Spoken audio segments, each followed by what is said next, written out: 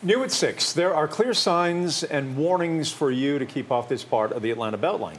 Get out of there, but that's not what is stopping people right now. They're unaware of the hidden dangers, including a 30-foot drop-off. 11 Alive's Doug Richards takes a look at what is going on and why the BeltLine now is rushing to try to respond with some fast upgrades. The Atlanta BeltLine just bought 4.5 miles of abandoned railroad track that snakes through the city's south side. Much of it is overrun with unattractive and even perilous plant life. Yet it draws human visitors, especially now that it's officially linked to Atlanta's most popular footpath. We just have, anecdotal evidence that people continue to walk on the corridor. Because it's undeveloped, this part of the BeltLine is supposed to be inaccessible. But with a little effort, it is, sort of. Going up. Even in street shoes, even when it's wet out. It's not easy, but it's accessible. Oh my.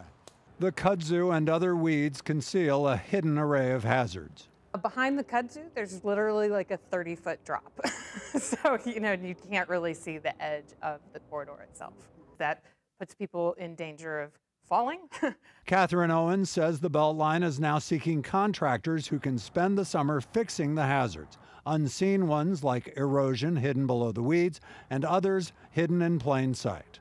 Yes, don't lean on the railings.